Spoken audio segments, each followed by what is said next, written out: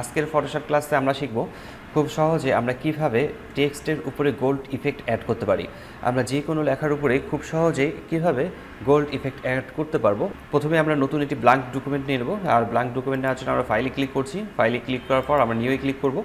নিউয়ে click করার পর এখান থেকে আপনারা যে কোনো সাইজের একটি ব্ল্যাঙ্ক পেজ নিতে পারেন। আমি এখান থেকে একটি ব্ল্যাঙ্ক পেজ নিচ্ছি এবং এই ব্ল্যাঙ্ক পেজের ব্যাকগ্রাউন্ড কালারটি ব্ল্যাক কালারে ফিল করে নিতে হবে। আমরা ব্যাকগ্রাউন্ড কালারটিকে ব্ল্যাক কালার রাখবো। এরপর আমি এখান থেকে টাইপ টুল সিলেক্ট করছি। টাইপ টুল সিলেক্ট করার পর আপনারা ফন্ট এখান থেকে যে কোনো ফন্ট ব্যবহার করতে পারেন। আমি এখান থেকে ফন্ট এটি ব্যবহার করছি এবং ফন্ট কালার এখান থেকে আমি রাখবো হোয়াইট এবং আমি এখানে টাইপ করব গোল্ড।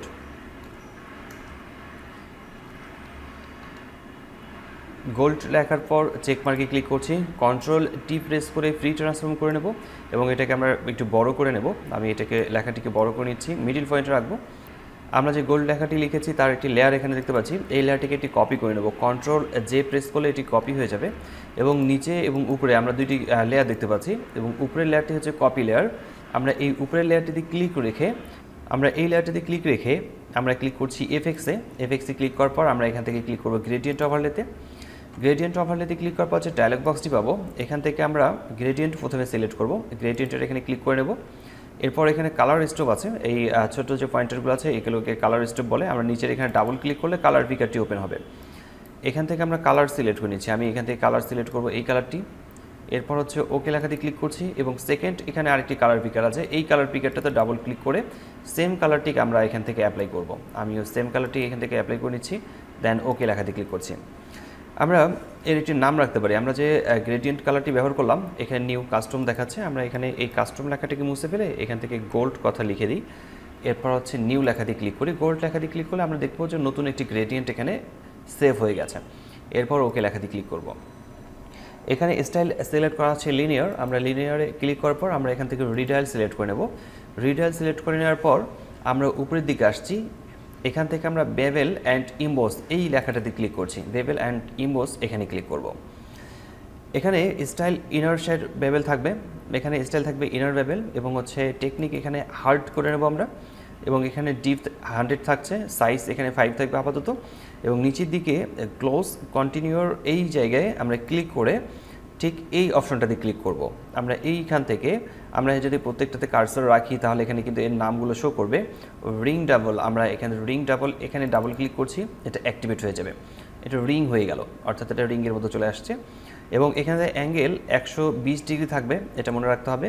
এবং এন্টিএলাস এখানে চেক মার্ক দিয়ে রাখবো, এন্টিএলাস এখানে চেক মার্ক থাকবে এবং অপাসিটি এখানে থাকবে 75%, আবার এখানেও অপাসিটি থাকবে 75%। এখন আমাদের কাজ হচ্ছে এই সাইজটাকে বাড়ানো। এই সাইজটাকে বাড়াতে হবে, স্ট্রোকের যে সাইজটি আছে এই সাইজটি আমরা বাড়াবো। তো এখানে আমরা স্ট্রোক দেখতে পাচ্ছি 5 দেওয়া আছে, আমরা এই 5-এর এখানে ক্লিক করে কিবোর্ড থেকে আপ অ্যারো কি প্রেস করতে হবে। আপ অ্যারো কি বলতে আমরা এই অ্যারো কিগুলো দেখছি, এই অ্যারো কিগুলো উপরের অ্যারো কিটা যতবার আমরা প্রেস করব এখানকার স্ট্রোকগুলো একখানে লেগে যাচ্ছে। যতবার আমরা আপ অ্যারো কি প্রেস করব ততবারই এই স্ট্রোকগুলো একটু করে বাড়বে। তো আমি এখানে ক্লিক করে আপ অ্যারো কি প্রেস করছি এবং স্ট্রোকগুলো দেখছি যে 2টি জোড়া লেগে যাচ্ছে। 2টি স্ট্রোকই জোড়া না লাগা পর্যন্ত আমরা আপ অ্যারো কি প্রেস করতেই থাকবো। আমি এখান থেকে আপ অ্যারো কি প্রেস করছি এবং আমি এখান থেকে 50% পর্যন্ত নেব। আমি এখান থেকে 50 করে নিচ্ছি। তাহলে আমি দেখতে পাচ্ছি যে আমরা দেখতে পাচ্ছি যে এখানে এই 2টি স্ট্রোকেই জোড়া লেগে গেছে। এরপর আমরা ক্লিক করছি কন্টিনিউর, এখানে ক্লিক করব। এই কন্টিনিউ লেখাতে ক্লিক করার পর আমরা এখান থেকে কোনো পরিবর্তন করব না। রেঞ্জ আমরা চাইলে এখান থেকে কম বেশি করে নিতে পারি। আমি এখান থেকে রেঞ্জটাকে ঠিক করে নিয়েছি। আমি এখান থেকে রেঞ্জটাকে নেব 35 পর্যন্ত। আমি 30 অথবা 35-এর মতো রাখবো। 35 এখানে সিলেক্ট করছি। এরপর ওকে লেখাতে ক্লিক করছি।